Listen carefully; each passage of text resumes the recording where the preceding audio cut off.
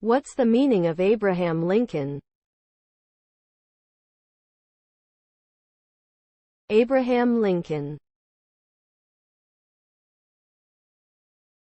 Abraham Lincoln. Abraham Lincoln. Abraham Lincoln. Abraham Lincoln. Abraham Lincoln was the 16th President of the United States, who successfully prosecuted the Civil War to preserve the nation.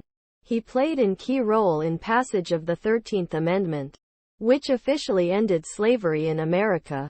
His Gettysburg Address is one of the most famous speeches in American history.